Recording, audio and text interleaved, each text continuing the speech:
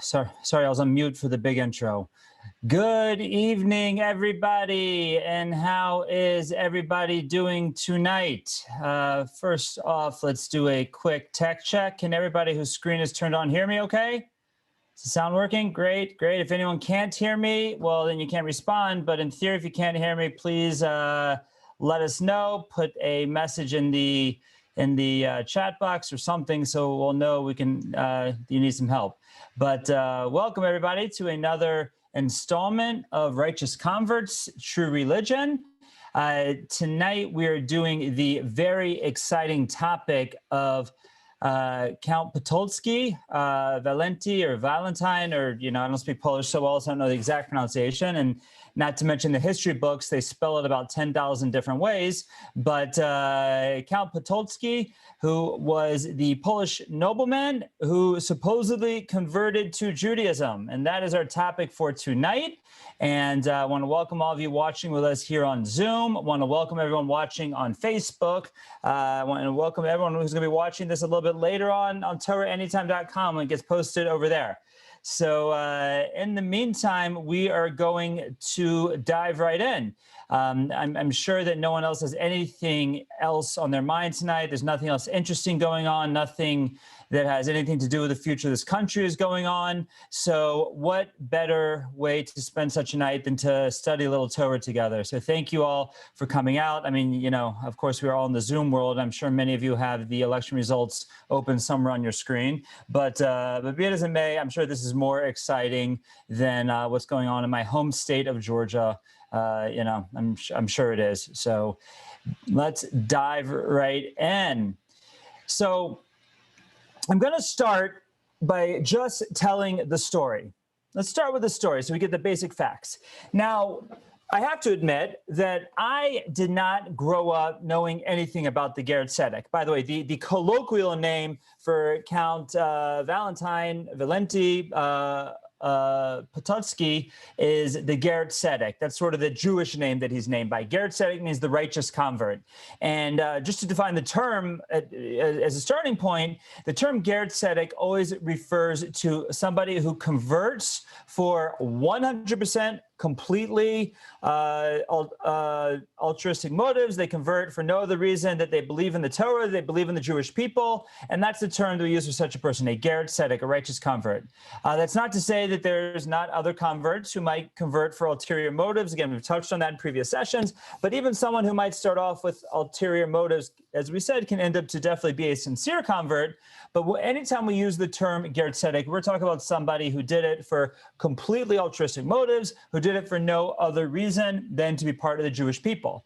And that is the term, even though that's a colloquial term in the Jewish lexicon, it is the name that we give to Count Potocki, that we give to Valentin Potocki for posterity's sakes. So let's delve into the story. As I was saying, I didn't grow up with this story, but for many generations, this was a very popular Jewish story and is told in many, many circles. Definitely, I would hazard to guess, because every time I guess, it is a hazard, but I would hazard to guess that most of our grandparents, great-grandparents probably grew up knowing the story of the Ger Tzedek. It was a fairly well-known Jewish legend and a fairly popular story at that. Maybe respond in the chat box quickly, because I know a lot of you have your screens off. How many people before tonight have actually heard of the Ger Tzedek? I've heard of Count Potocki, Avram ben Avram, any of the different names we have. You go ahead and put in the chat box if you actually heard of them. Okay, so we have, we got a 1 and a no. Okay, so we got a few, we're 50-50 in the responses. Okay, we'll watch the responses. But anyhow, be it as it may, I'm going to assume you know nothing, you don't know the story, and we're going to tell the story as it's been passed down from generation to generation until us tonight, because it is a fascinating story. And though some of us might not have known it before tonight, it is a story that's touched the hearts of Jews for generations. So the story takes place in 18th century Vilna. Now, if you are a good Litvak, a good Lithuanian Jew like I am, or as we would say, a kulta Litvak, a nice cold Lithuanian, then you know the city of Vilna is the capital of Lithuania. Now, I know it was never the capital of the country Lithuania, but it was always the capital of Jewish Lithuania. It was always considered the Jewish center of Lithuania. And so the city is Vilna. The country at the time is not Lithuania. Lithuania doesn't exist as an independent country per se at that point. It is the Kingdom of Poland. Now, I know, again, we always think of the world and look at different things in the world with our modern perspectives, whatever things are in the world today. So when many of us hear Poland, we think, okay, a country, decent-sized country, Eastern Europe, overrun by Hitler, Yamach Shimon, World War II, and that's what we think about it. But the modern day Poland is a very new creation. It is really on one hand is a Treaty of Versailles creation. On the other hand, is a post World War II creation. The Poland, as we know it today, is very modern in that regards. I'm going to bring up a map here on the screen share. That when we talk about the Poland-Lithuanian Commonwealth or the Kingdom of Poland, all the different names that it was known by, it is all of this area. So these are the modern day names superimposed on top of it. So it's Latvia, Lithuania, Belarus, Ukraine, and what we call modern day Poland. So it's basically modern day Poland and a good chunk of the, at least I guess 4 of the former Soviet republics mixing up into the mix. So it's a substantially sized kingdom. It was a powerful kingdom, and we're going to see it was a wealthy kingdom. The kingdom, as we know it, is not far from its demise at the time the story is told, before it starts to be chopped up and become part of other countries. But it is at the time of our story, we're talking beginning 18th century, mid 18th century. It is a very wealthy, formidable, powerful country in the world. And the Podolsky family, the family that we were talking about, this family that the one the story is about comes from, is one of the Polish noble families. And they're not just a Polish noble family, but they're arguably the Polish noble family. Do we have any Poles in the room tonight? Do we have any Galicianos? Do we have any Polish, any people of Polish descent who know anything about Poland or Polish history? Well, if you know anything about Polish history, for sure from the 18th century, but on until today, you have for sure heard the term Podolsky before. And not only that,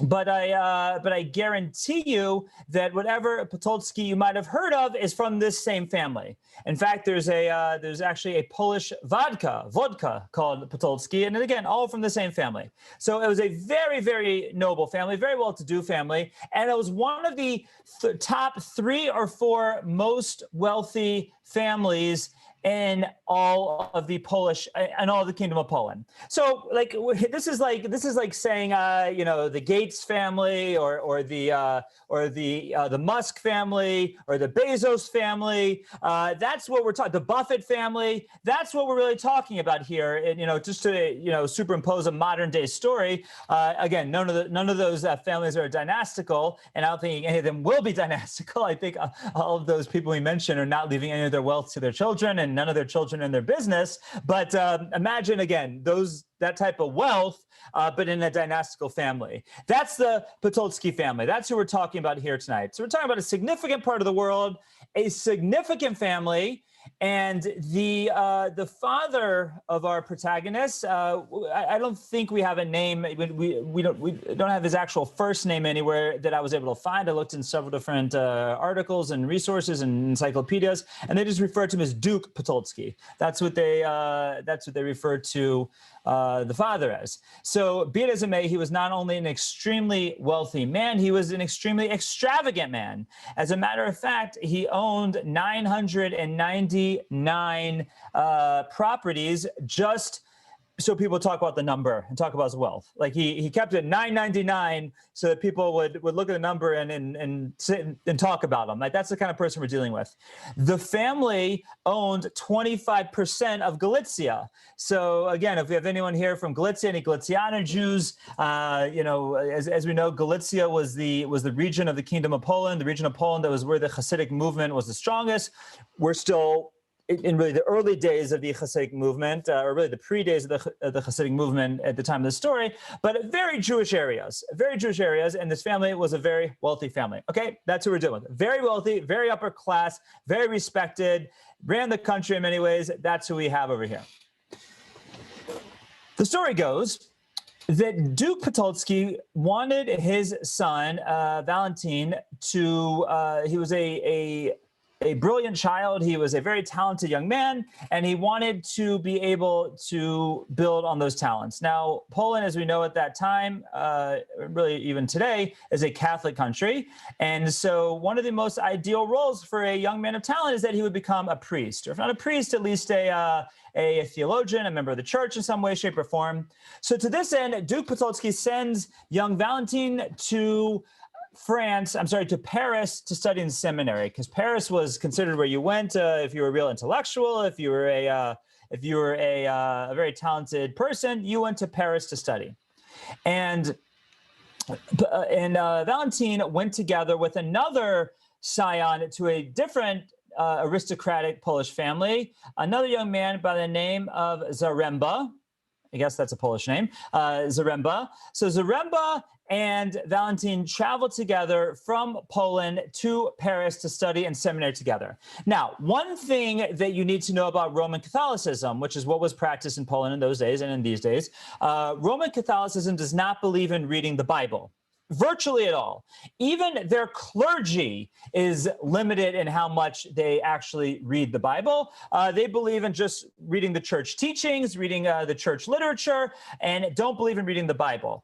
And so when Valentin and Zaremba go to seminary, it's really their first exposure to the words of the Bible, both the New Testament, the Christian Bible, and what they call the Old Testament, what I call the Good Old Testament, what I really call the Tanakh. It was their first exposure to it.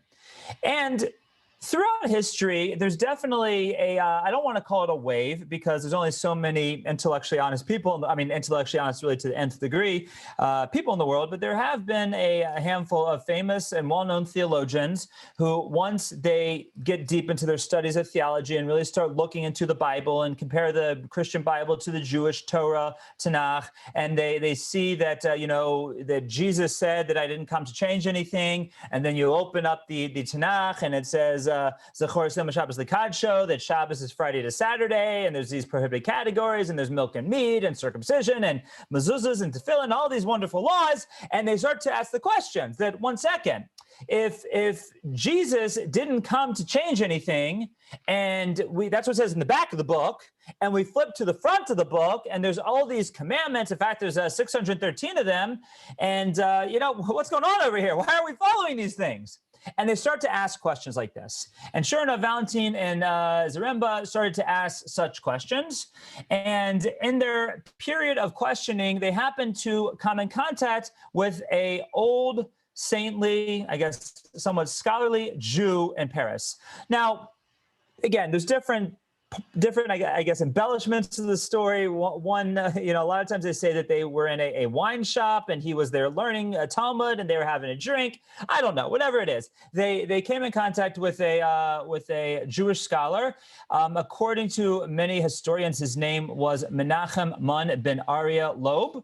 And he was also originally from Poland, from Lithuania, from Vilna, from that part of the world. And they came into contact with him and saw him poring over these ancient Jewish texts of Tanakh and Talmud. When they started to ask him the questions that they had been asking of themselves as they became exposed to the Tanakh.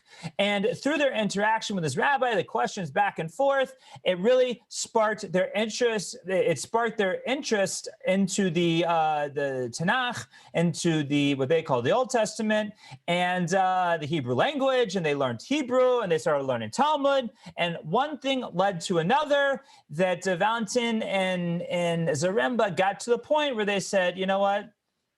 I really think Roman Catholicism is bankrupt, is a farce, and that Judaism is the way to go. And they together made a pact to convert to Judaism.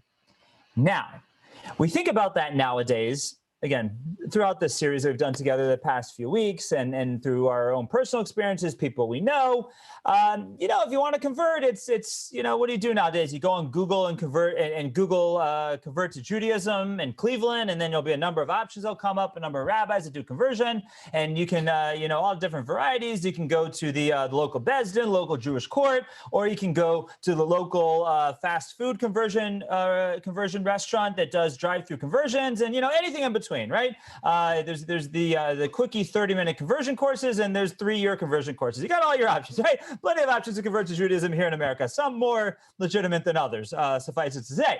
But in Paris, in the mid-18th century, first of all, you didn't have Google, you didn't have a phone book, you didn't have telephones. So how were young Valentin and Zaremba supposed to convert to Judaism?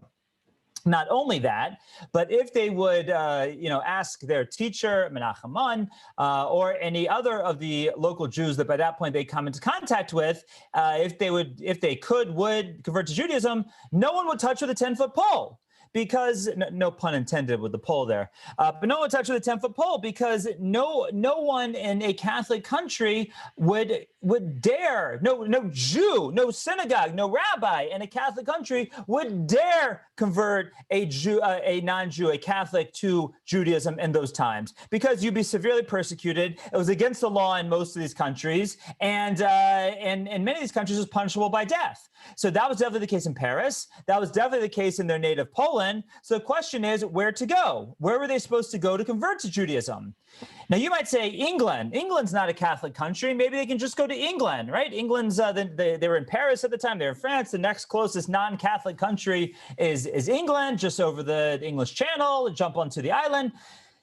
But in England, they also would not convert. There's a policy of the British Jews at that time. There's actually a tradition that when the British Jews were let back into Britain, that they made a pact with the king that they would not convert any non-Jews to Judaism. They would not convert any Protestants to Judaism, or any non-Jews or any Christians to Judaism. And so, if they went over to England, they would just be told, "Oh, sorry, we don't do conversions here either." So there's very few places that allow conversion whatsoever in the world at this point. The one place where conversion is permitted, I don't want to say permitted, but I guess you could get away with it, is a better way of saying it, was Amsterdam, right? Amsterdam's always a trailblazer in different legal regards, today notwithstanding. But Amsterdam, Holland, was a place that was known that if you wanted to convert to Judaism, you could get away with it. So Valentin and Zaremba make a pact, as we said, that they're going to convert to Judaism. But before they do, they decide that, okay, they're spending their parents' money. Again, money wasn't a factor with these guys, but they're spending their parents' money. They're taking their time to be in this Roman Catholic seminary. Maybe they should first take a trip to Rome and, ask some of their questions to the big guys, to the cardinals, to the bishops, and according to some accounts, even they had an audience with the Pope with some of their questions. So they make this trip to Rome, to Italy, ask their questions. Afterwards, both young men make the clear and conscious decision that Judaism is the way to go, that Roman Catholicism is not the right way to exist in this world, so to speak. At that time, Valentin continues on to Amsterdam, but Zaremba decides he's going to go visit his parents first. He heads back to Poland. He ends up, when he's home, his parents make a shidduch. He marries into a nice Polish noble family, and at least for the time being, forgets about his commitment to his friend Valentin.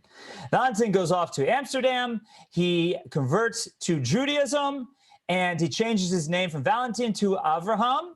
And therefore, that's why we refer to him as Avraham ben Avraham, because since a convert does not have Jewish parents, the tradition always is that in cases where we need a father's name, we call them Ben Avraham, the son of Abraham, our forefather Abraham. And in cases where we need a mother's name, we use the name Sarah, our matriarch Sarah. So in this case, he is known as Avram ben Avram, Abraham, the son of Abraham, meaning he took on the name Abraham and was the son of our prophet our forefather Abraham.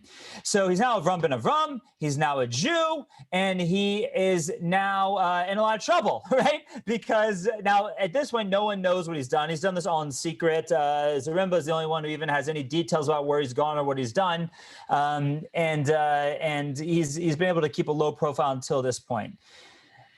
Now, at this point, though, the word has made it back to Poland, to the Potocki family, that their young Valentin has left seminary, and rumors are spreading that he's become interested in Judaism, and they, needless to say, become quite nervous and start scouring the the countryside of Poland, the countryside of of wherever, trying to find their son. And messages go out to every bishop, every church institution throughout Poland, throughout the known Catholic world, to keep an eye out for young Count Valentin Potocki.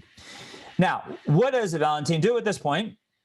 At this point, he travels to Vilna. Now, again, one of the many questions we can ask, and we don't have an answer to this, is was that a smart move to do or not? I mean, let's think about this.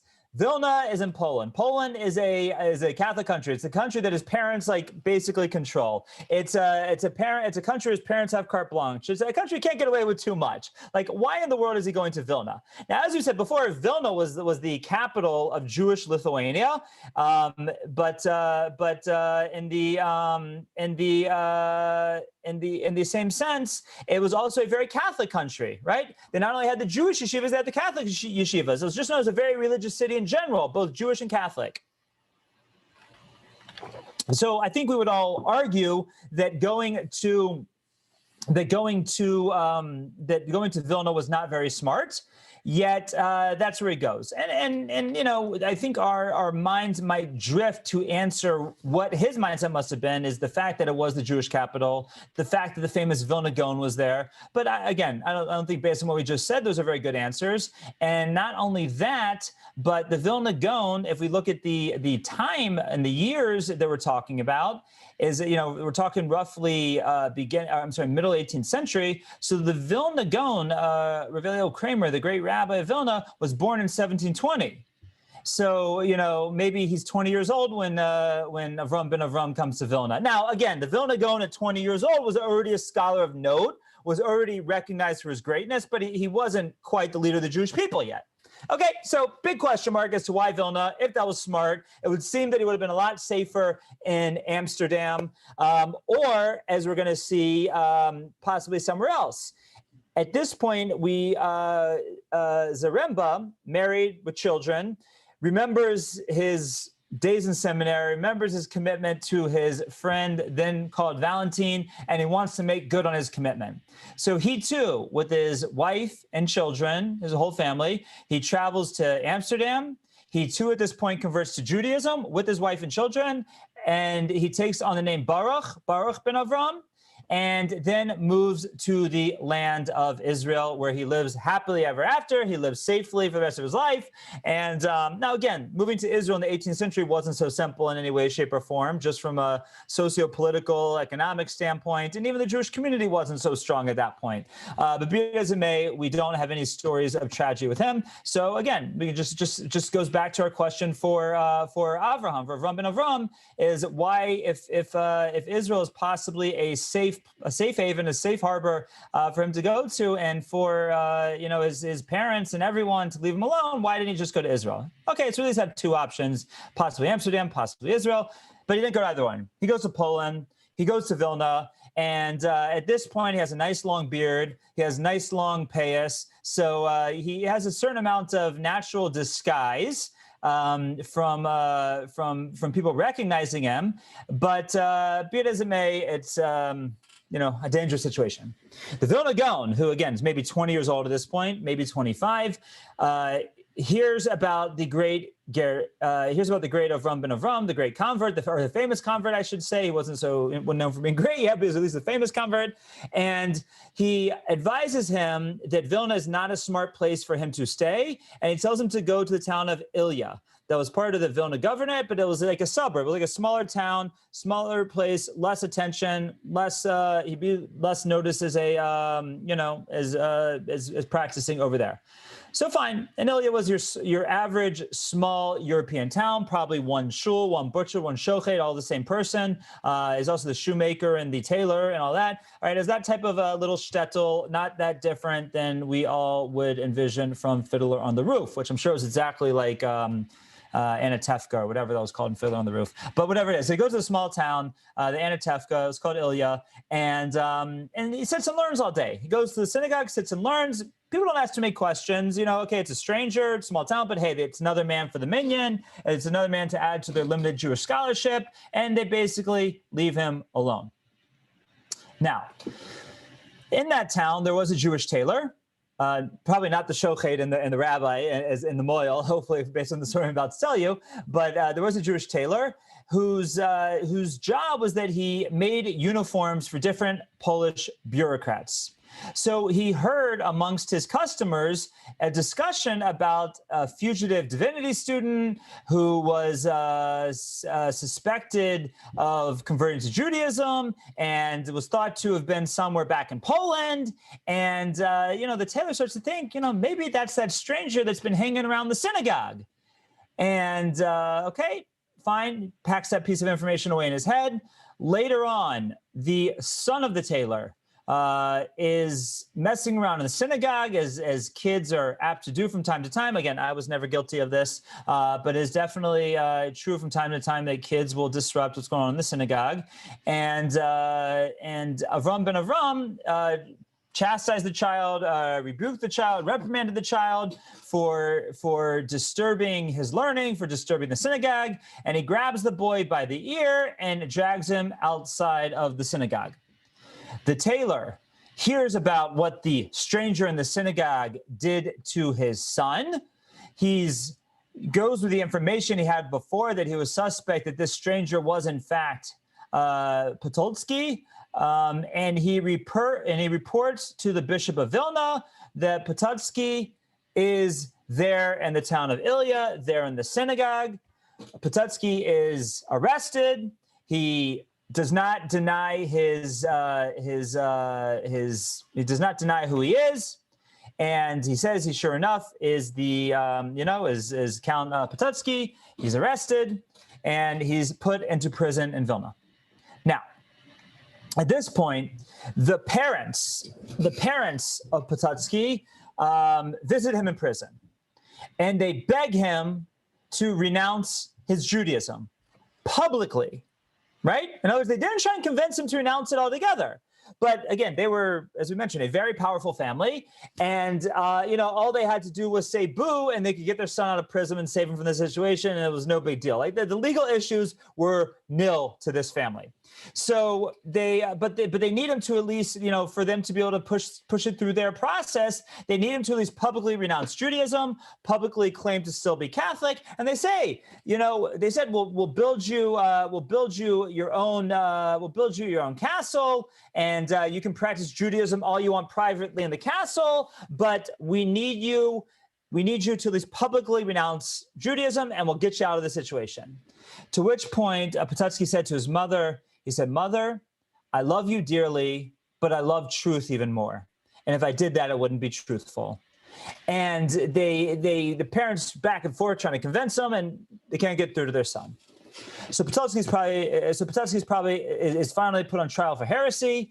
It's a long, drawn-out trial. And finally, he is condemned to death, to burning at the stake by the Inquisition, as it was in Poland. Now, by the way, this was probably about 10 or 20 years before the whole concept of being burned to the stake for heresy was made illegal in Poland. And it wasn't as common in the 18th century as it was in the 15th and 16th century, but be as it may, it was still possible. So he's sentenced to be burnt at the stake, and the decree is handed down. And again, the family of Potocki goes and tries to pull their strings to try and use their influence to get a pardon, to get the execution, to at least get the execution forgiven, and maybe get stay in prison, anything. And finally, the mother gets the pardon. And as she's making her way to Vilna to give it over to the governor there, the local governor actually moves up his execution one day so that the mother doesn't get there in time to pass on the pardon. Now, I'm going to throw in some of the legends that are told at this point. Now the year that's given for the death of Avram ben Avram is 1749. So our world famous rabbi, the Vilna Gaon, would be just shy of 30 years old at the time. Again, already a scholar of note, but again, just we're dealing with a 30-year-old rabbi, not an 80-year-old rabbi in what I'm about to tell you. And there are a number of supposed interactions between the Vilna Gaon and Avram ben Avram, either in person, either the Vilna Gaon was able to actually visit him in prison, or through letters, or through students. And in one such interaction, the Vilna Gaon, who is known for being one of the greatest Kabbalists that ever lived, he offers to get Avram ben Avram out of jail using Kabbalah.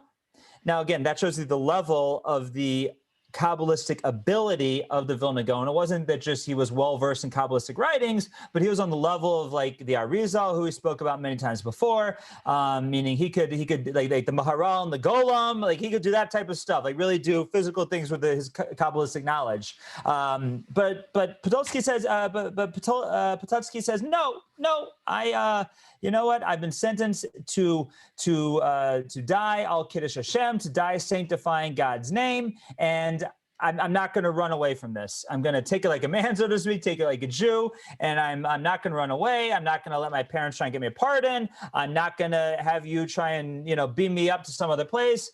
I'm going to take this like a man. And he asks the Vilna Gaon what blessing one says when they fulfill the mitzvah of sanctifying the name of God. And the Vilna Gaon tells him, you say the blessing, Baruch atah Hashem Elokeinu melech haolam, asher kiddushanu mitzvosav v'tzivanu, mikadesh es shimcha barabim, that you have commanded us to sanctify your name, the Almighty's name, in public. And there's another great story told that at one point in their interaction, the Vilna Gaon says, Avram, where do you get your inner strength from? I get it, for giving up your life to sanctify God's name. Like us Jews, we've been doing it since time immemorial. We're doing it since the beginning of time. We're used to it. It's in our DNA. It's in our mother's milk. But you're a convert. How is it that you're able to do it? And so much so that you have all these opportunities to maybe skirt the system, to maybe get out of it. Where's your inner strength coming from over here? So Avram ben Avram says a beautiful idea. Really a beautiful idea to the Vilna Gaon, and it's quoted in the name of the Ger Tzedek, in the name of Avram ben Avram. He says there's a very famous medrash. The medrash is brought down in the medrash is brought down in the Sifri and V'zos HaBracha, and it's a medrash that many of us know, and if not, you'll know it now. The medrash says that when God gave the Torah to the Jews, or before God gave the Torah to the Jews at Mount Sinai, he first approached all of the other nations of the world. And first he came to the nation of Esav. And he says to Esav, do you want to accept my Torah? To which Esav says, I don't know, what's it say inside? And it says in it, don't murder. And Esav says, no, that's too hard for us. We're murderers. And then he goes to the nations of Ammon and Moab, and they say, he says, do you want my Torah? And they say, I don't know, what's it say inside? And it says, do not commit sexual immorality. And they say, oh, no, that's too hard for us. We come from the daughters of Lot. Lot and his daughters can't do that. And he goes to the nation of Ishmael and says, do you want to accept the Torah? And Ishmael says, I don't know, what's written in it? And God responds, don't steal. And they say, oh, no, that's way too hard for us. We can't do that. We don't want your Torah. And then God finally comes to the Jewish people and says, do you want my Torah? Do you want my tablets of stone? And the Jews say, how much does it cost? And God says, it's free. And we say, we'll take two, right? But I'm Shing. No, but God comes to Jewish people and says, do you want my Torah? And our response is, Na'aseh v'nishma, we'll accept it, and then we'll learn about what it says inside. We'll take your Torah. So says Avram ben Avram, says the Ger Tzedek to the Vilna Gaon, based on this medrash. He says, when God went to the nations of the world and said, do you want my Torah? Was it that everyone in the nation of Esav, everyone in the nation of Ammon and Moab, everyone in the nation of Ishmael, that everyone said we don't want it, lock, stock, and barrel? He said, no, it was majority rules. The leadership said it, whatever it was. But there were definitely elements within every nation that were overruled, meaning they would have accepted the Torah, but they were overruled by the leadership, they were overruled by majority, whatever it was, and therefore they weren't allowed to accept the Torah. Says Avram ben Avram, those are all the converts of history, or those are the primordial souls, if you will, of all the converts of history. That really, they said Na'aseh v'nishma, just like the Jewish people. Just in actuality, because the nation they belonged to, they couldn't accept the Torah at that time. So as history plays out, those will be the ones that will eventually come to accept the Torah. So really, it says Avram ben Avram, it's as deeply ingrained in us as it is in you, and that's where I get my inner strength to do what I am doing. Okay, so comes the fateful day in the year 1749. The date on the English calendar is July 3rd. The date on our Jewish calendar is, I'm sorry, July 3rd is not the right date. That was a wrong source, but the date was June 6th, I believe. But more importantly, the date on the Jewish calendar is what we're really concerned about, is that it was the second day of Shavuos, that he has brought out. The Ger Tzedek is brought out on the second day of Shavuos. He's taken to the center square in Vilna. He's tied to a stake. He's set on fire.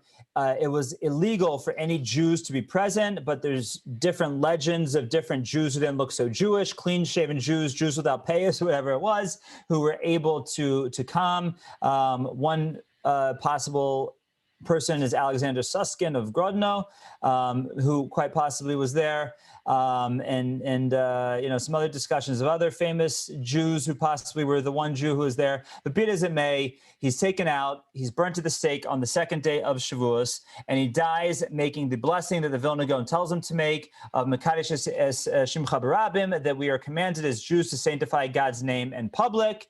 And that's what happens on the second day of Shavuos in 1749 in Vilna. Now, following the execution, our story goes on. The town that furnished the firewood for the execution burnt down. There were an unusual number of fires in general in Vilna that year. The building that stood opposite the town square where the burning took place, where the murder, where the assassination took place, had a black stain from the smoke and the flames on it, that after years of trying to remove the stain, to wash it off, to whitewash it, to paint over it, nothing would remove the stain, until finally the guilt was so great that the building was just removed altogether. It is said that this one Jew who witnessed the murder was able to collect some of his ashes and give it Jewish burial, but that there was actually a strange tree that grew on top of the burial site to mark it, because of course the Poles would not let any kind of monument be put there to mark the grave of the Ger Tzedek. So a strange tree grew in its place. And in the year 1919, just after the Communist Revolution, the Jews of Vilna were given permission to collect the remains of Avram ben Avram and to take it to the Jewish cemetery, where they were reinterred or interned in the Jewish cemetery. That cemetery was later destroyed by the Nazis in World War II and was rebuilt after the war. And the remains of the Vilna Gaon were put in a special, what we call Ohel, a special building. And right next to the remains of the Vilna Gaon are the remains of the Ger Tzedek, Avram ben Avram, Count Valentin Potocki of Vilna. So that's our story. That's our story as it is told to us for the most part. That's our story as it is brought down. Before we start to dissect the story, which there's a lot to dissect, I do want to pause for questions and see if we have any questions at this point. Feel free to type them into the chat box. Feel free to speak them out. Any questions, points of clarity for the stories we have right now? Okay, then let's start to really take the story apart then. As I mentioned, sorry, how old was the Ger Tzedek when he was killed? Great question. I'm not sure. Oh, I got that question twice. I apologize. My guess, if we start to add the years together, maybe he was 30, maybe he was 40. You know, he was definitely not an old man. He was still relatively young, but I don't believe we are given his exact age. So I'm not sure as to his age was. There's also different accounts as to whether or not he was married. Most accounts say he was not married because one of the interactions between him and the Vilna Gaon was him talking about how, from a Jewish perspective, he doesn't have a father, he doesn't have descendants. Again, he could have been married just without descendants, but I think according to most accounts, he was not married, and I'd probably put him about 30, 40, somewhere around there would be my guess. Okay, we have a number of issues to discuss with this story. The first set of issues will be that virtually lock, stock, and barrel, if you ask any secular historian, the story is a legend. It didn't happen. It's just a legend. It's a Jewish legend that has been passed down from generation to generation, but didn't really happen. And what is their reasoning for that? What is the secular-minded historian? What are the reasons for this? Number one is the unlikelihood of this happening, that you would have a Polish aristocrat, a Polish nobleman with such great wealth and prosperity, owning 25% of Galicia, the third wealthiest family in Poland, and that he would really give it all up to become a Jew, which is, as we saw, I don't want to say it's basically a death sentence. It was a death sentence in antiquity in those times. So the number one issue the historians have is the lack of probability of this really happening. Number two is they point to the lack of evidence, that there's no contemporary records of the Poles, of Vilna, of the Catholic Church, no secular record whatsoever of a Valentin Potocki who converted to Judaism. Nothing, no records whatsoever. It's not in the Polish history books, not in the Catholic history books, not in the court records, nothing. And we do have other court records and history books from the time. Okay, that's a valid argument. That's argument number two. And number three is what they'll tell you is even the Jewish accounts don't start till over 100 years later, right? So number one, they say it's just the story's not logical that it would happen. Number two, no record for it. Number three, the first Jewish accounts of the story are 100 years after it ever happened, which again makes is a recipe for legends, right? Okay, let's now sort of take those apart one by one. Those issues that the secular historians will raise with the story of the Ger Tzedek. Let's go for the logic. Let's go in order. The issue of logically, like, would such a thing really happen? That's not a good argument. The answer is because we know it happened. I mean, first of all the stories we've covered until now show that many times in antiquity, it was the modern times notwithstanding, it was never easy to convert to be a Jew. We talked about, I believe, 2 sessions ago when the Roman converts, even though there was a large amount of Roman converts, but for some of them, at least the aristocracy, how challenging it was, how it did come with a death sentence, how it did come with torment, how it was throwing away everything, and that really was the rule of thumb throughout most of history. It's converting to, as the old Yiddish saying goes, as a shver to say a Yid. That is, it's not easy to be a Jew, and it's definitely not easy to convert to Judaism. And it was often punishable by death, by persecution, the whole Inquisition was really spawned originally by Christians being influenced by Judaism before it was really focusing on Jews who converted to Catholicism. But it's conversions always existed. I mean, hey, we have a whole series based on it, but it's always existed, and it was never easy until modern times. I mean, there's even stories, believe it or not, of Jews during of people during the Holocaust converting to Judaism, and there wasn't a harder time in world history to convert to Judaism than that. But needless to say, there were definitely truth seekers throughout history, even when it was tough, who, as the statement goes, that Potocki loved his mother, but he loved truth even more. So I believe, and most Jewish historians most at least traditionally minded Jewish historians agree with me, that the logical argument doesn't hold water. Now let's go to the evidence. So points 2 and 3 made is a lack of evidence in Catholic records and court records and Polish records. And again, it's a theory, but I think a theory that holds a decent amount of water once we talk about some of these other things we'll talk about is that the Potocki family was so embarrassed by this that they covered it up. They made sure it wasn't in the court records. They made sure it wasn't in the history books, and they made sure it wasn't in the newspapers. And they were powerful enough to dictate that. You know, we always say that you know, they ask the story about why there's in Egyptian records, why is there no direct evidence of a slave nation of 2 million people getting up and walking out of Egypt on one day after bringing the nation to its knees with 10 plagues? The answer is because would you write about that if it was your history?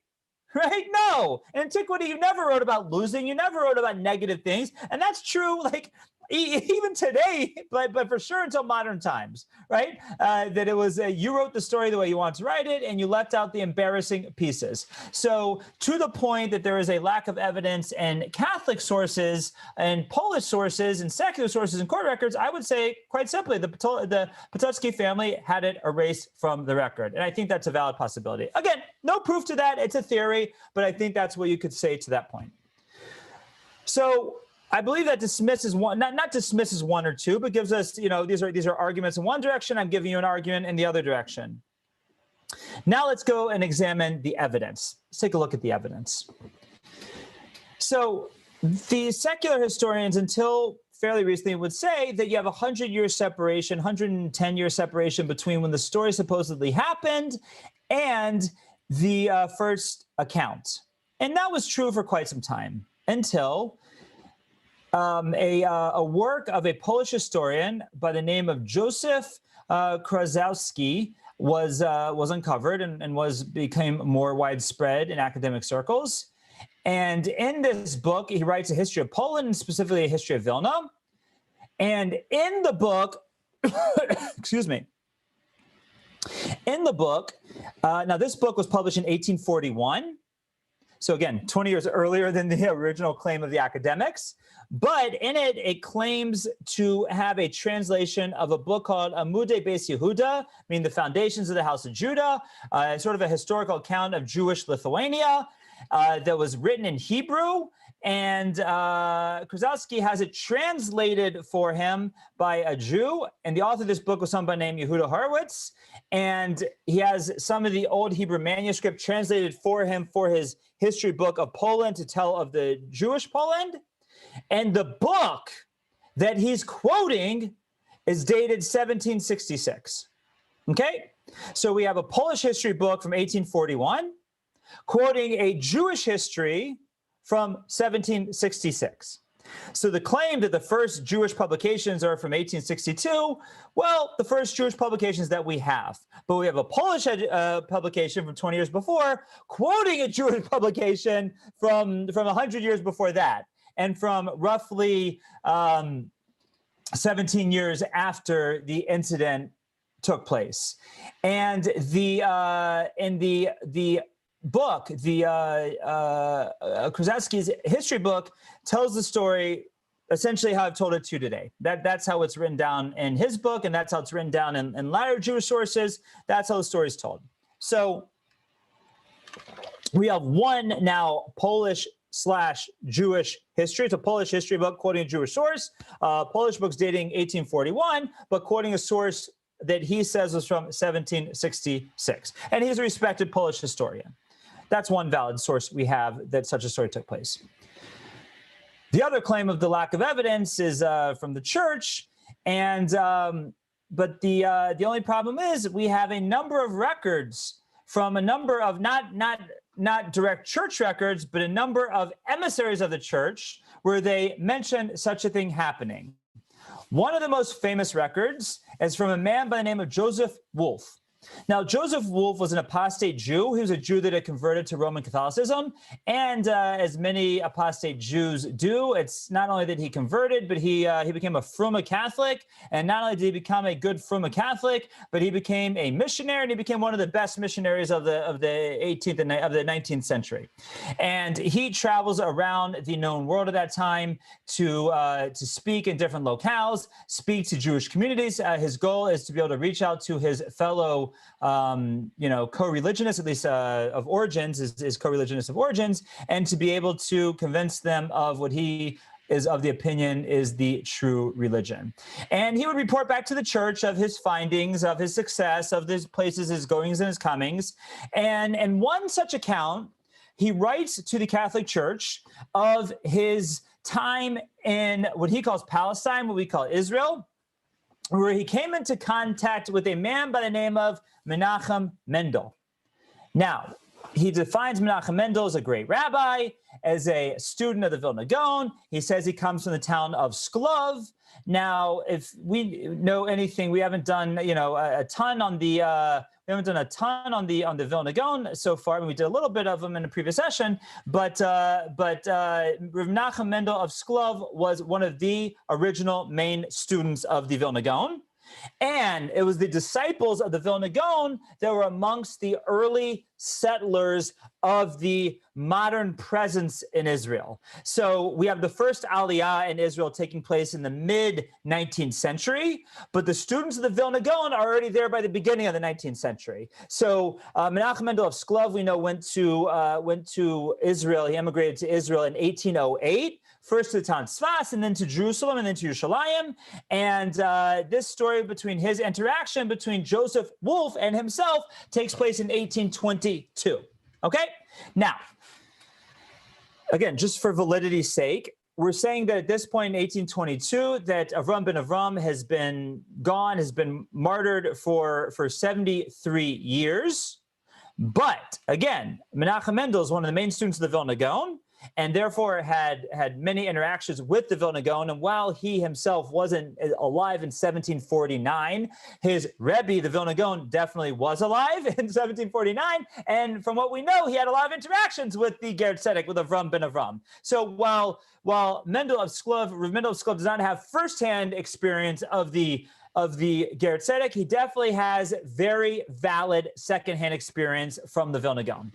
And Joseph Wolff writes back to the Catholic Church. He says, I'm having a certain amount of success converting Jews to Catholicism, but we got to be aware of something. It's working the other way too.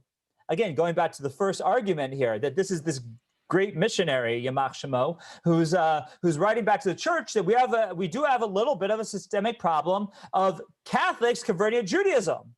And he goes on to write that there's an example of what I'm hearing about from this Menachem Mendel of Sklov. By the way, I want to point out that they had started to learn together, because Menachem Mendel of Sklov was trying to be Makarev, was trying to reach out to Joseph Wolff and bring him back to Judaism, of which he was born. So they actually would study together, and that's what Joseph Wolff writes about. And he writes about in his studyings with Menachem Mendel of Sklov that he talks about this great convert from this great aristocratic noble Polish family, the Potocki's, and he was known as Avraham, and he was burnt at the stake, and he tells essentially our whole story. So again, number one, we have a proof that the Catholic Church was well aware that people were leaving Catholicism for Judaism. And in that same account, you can Google him, Joseph Wolff, a very famous missionary, we have in his account, he mentions directly that he hears from Rav Menachem Mendel of Sklov of the Ger Tzedek, of Avram ben Avram, from the Potocki family, who converts to Judaism. So that's our second piece of such evidence. Third piece of evidence. So again, we're working backwards in our years. We have 1841, but claiming to be writing from 1766, and now we have 1822. So we're going back 20 years with every piece of evidence. Here's something from 1753, so 4 years after, and this is the London Magazine. The London Magazine describes a very similar event to the event of the Ger Tzedek, an apostate who converts to Judaism, who's burnt at the stake, in Vilna on the holiday of Shavuos. Very, very, very similar story to our story of the Ger Tzedek. Now, there are two very key pieces of evidence that are different in the story. Number one is the year it happened. The article in London Magazine is claiming that it happened, the year was written, 1753. And the name. They say the name of the person was not Avram Patutsky, but was was not Avram Patutsky. That his Jewish name was Avram Izakowitz, Izakowitz probably is how they would pronounce it, and that his original name was not Valentin Patutsky, but was Rafael Semenite, and that he was from Croatia, wasn't from Poland. So again, it's a very similar story, but the name and date is different. So unclear if this is good evidence for us or not, but it is striking the similarity of the story. So that's why it's worthwhile to bring up. In my humble opinion, one of our strongest piece of evidence is from a man by the name of the Yavitz. The Yavitz is his pen name. Yavitz stands for Yaakov ben Tzvi.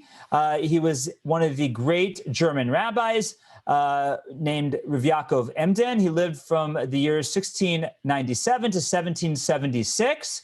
So he, was well alive, 52 years old when the story happened, and he was in Germany, the next country over. Very famous rabbi. By the way, if you don't recognize the name directly, I quote him all the time. If you ever heard me quote the idea of the question of what the biggest miracle ever to happen in Jewish history is, and the answer being that it's not the splitting of the sea or Mount Sinai or the miracles in the temple or the 10 plagues or et cetera, but it's the fact that the Jews are still here observing Judaism. And that was written by Rav Yaakov Emden in the introduction to his Siddur, wrote it in the 18th century. And I always say if that was a miracle in the 18th century, all the more so now in the 21st century is our existence and the fact that we're still here observing the Torah miraculous. So that's one of my favorite quotes from Rav Yaakov Emden. Very reliable rabbi, wrote prolifically, and as was the case with many great rabbis from the time, their works surface over time. We don't have them all right away. The Nazis burnt a lot of them. And the particular work I'm about to quote, we did not have until more recent times. It's one of my favorite, most influential to me, Jewish historians, Dr. Schneur Lyman, who was able to uncover a copy of this work. They originally would get them on microfiche because the church would control them, would only give us a microfiche. Now they're a little more readily available. They've been reprinted. But the work is known as V'yakom Edus B'Yaakov, which means like the testimony of Jacob, because his name was Yaakov Emden.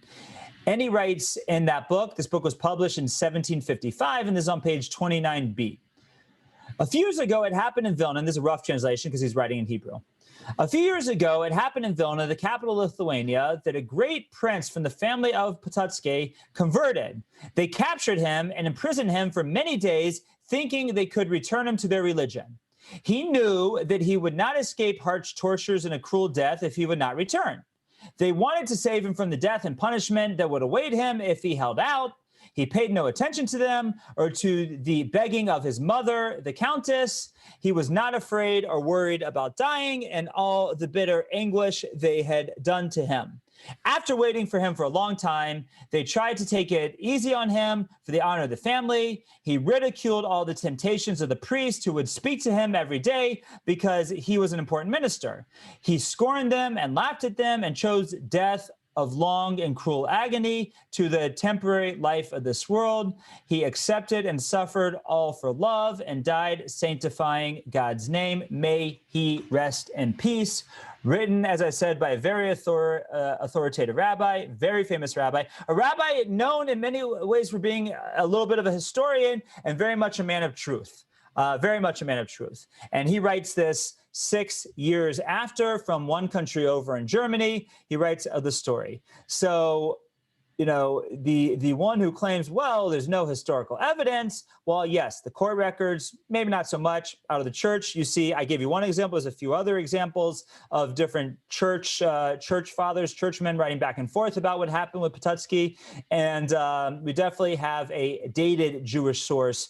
This source right here from the from Rav Yaakov Emden right after the time of the Ger Tzedek, where he tells the story essentially as we have it, corroborating the story of the Polish historian Korecki, and leaving this barstool historian here to say that I believe that the story of the Ger Tzedek is not a legend. I believe that it is a historically accurate story. I believe it has been embellished. I believe there are many embellishments that have been added to the story over time, but I believe the basic facts as we have it from Krzelski and as we have it from Rav Yaakov Emden is the basis of the story and is accurate, and therefore the Ger Tzedek is a factual person and not a person of legend. I will point out also that this is evidence that wouldn't be so strong on its own, but once we pile it on top of what we've already said, is that in the town of Vilna, from that point on, there's always a tradition on the second day of Shavuos to say a special Kel Malei Rachamim, to say a special memorial prayer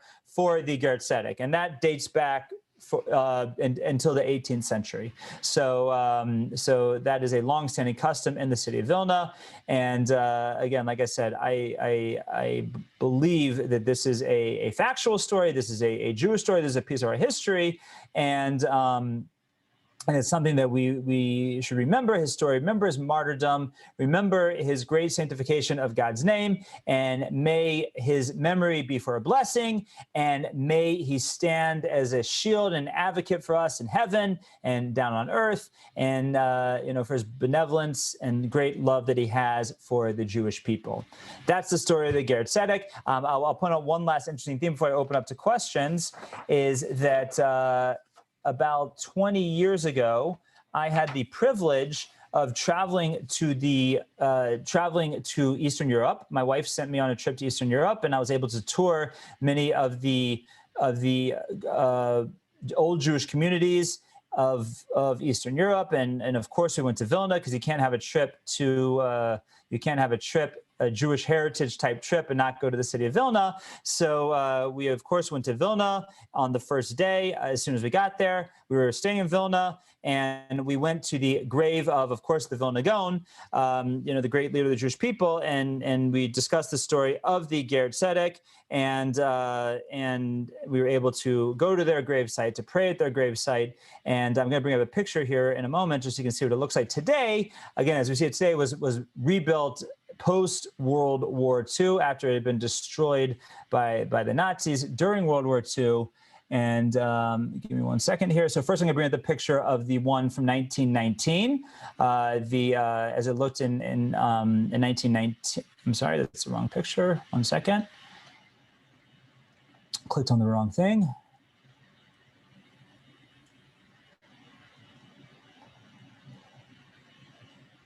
Sorry, one second. Bear with me, technical difficulties.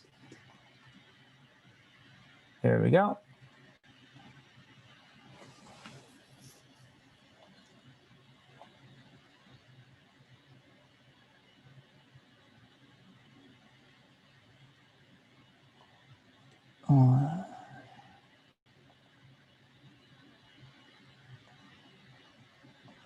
I'm sorry.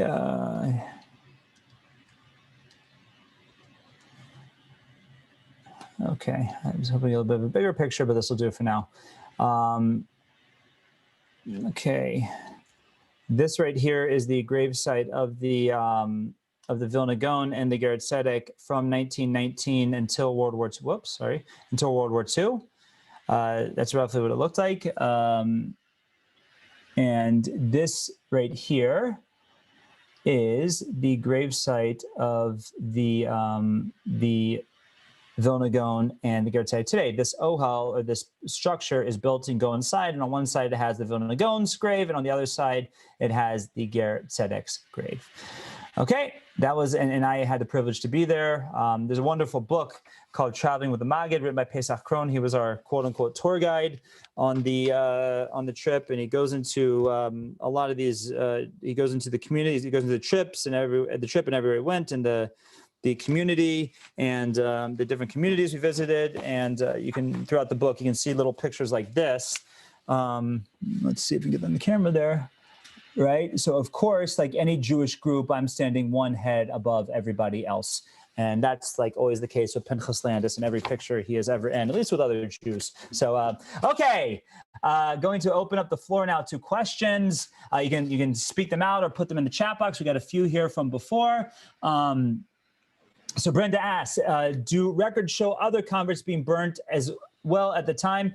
Yes, but it had become more and more passé at that point. It was not as common as it was in the 15th and 16th century, and by 1766, I believe it was outlawed in Poland. So again, the timing wise, we're okay by about 2 decades, but it was already becoming less and less used, and it was seemingly only because of the his fame that he had such a demise, and the fact that he would just, you know, as the story is told, he didn't take anything they threw at him, and he just chastised them as they were trying to chastise him.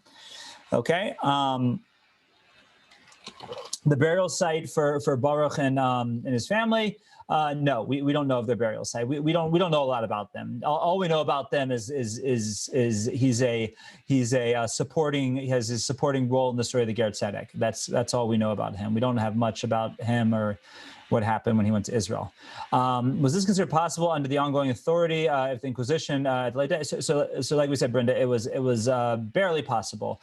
It was only possible because they went to Holland, which was about the only country in Europe where it was possible. And again, Holland had the reputation in Europe at that time for being the place for converts, because it was a non-Catholic country, and it didn't have the agreement, if you will, they had in England, where the Jews, when being let back in, promised not to convert non-Jews to Judaism. So it's definitely not in Poland, but such a thing was found. Okay, Saint Kelmali Rachman on the second day of Shavuos, something that's practiced at Telz Yeshiva. How close was the original to Vilna? So that's a good question. I'm not sure. It was Telz to Vilna. If I recall correctly, when I was there, is about a 2-hour drive. So not so close, definitely different communities in many ways. And I never, well, we'll put it this way. Where I daven here in Cleveland is I daven at the Beechwood Kollel, the Kollel Yad Chaim Mordechai. And it was founded by Rabbi Katz's, by Rabbi Yaakov Katz, the son of Ramatel Katz, who was the great Telz Rosh Yeshiva. So the Kollel follows the custom of Telz. We follow the Telz custom, or the Telz customs. And from what I remember on Shavuos, we never said the Kelmali for the Ger Tzedek. So I don't. It's actually an interesting question, just in general. How much is it practiced today? Where is it practiced? Is it practiced? There's not much of Jewish community to speak of in Vilna. You might say there's not much of Jewish community to speak of anywhere in the former Soviet Union. That's not really true. There are places where there are, I won't quite say vibrant, but definitely Jewish, definitely Jewish communities that are trying very hard. Minsk is one. St. Petersburg is another one. But Vilna is not one. Vilna, I don't think has any Jews left in it, except for put it this way: when the Torah groups aren't going through, I don't think there's any Jews in Vilna. So, but it's a very good question that I'll have to inquire. I have to inquire as to how if anyone's really practicing that Kelmali nowadays. So great question. Yeah, excellent question. Okay, any other questions? Okay, good deal. So I do want to thank you all for participating. I want to thank you all for coming. I'm just checking the schedule here, make sure I give you the right topic. I believe we have 2 more weeks of this, of our session here together on Righteous Converts, True Religion. And next week we will do, one second, bring up the schedule. Here we go. We'll do the British aristocrat, Lord George Gordon, and then the Quaker diplomat, Counsel Warden Cresson, U.S. Counsel to Israel, Warden Cresson, and that is a crazy story. I mean, they're all crazy stories, but we're gonna really end this series with a boom and a bang, and end with one crazy story of someone converting to Judaism. And then we are getting geared up for our next series, which will start the week of the 26th, I believe, Tuesday the 26th. It's still under construction. It's still being worked on, but it is it's going to be, one second, I'm going to bring up something here. This is not for total consumption yet, but our next series that'll start at the end of January will be entitled The 10 Steps to the New You, based on 10 Paths of God by Rabbi Jonathan Sachs. 2021 is the year to step up your game. And we're going to be covering topics like Jewish identity, prayer, study, mitzvahs, tzedakah, chesed, faith, Israel, Kiddush Hashem, which means sanctifying God's name, and responsibility being the top of the path to God. So that'll be our next series. Look forward for that. We're working on the details of it, so stay tuned for more information. And if there's no further comments, questions, concerns, good jokes, bad jokes, I will wish you all a great evening and look forward to seeing you all next week. Take care, everybody. Thank you, Rabbi. Thank you.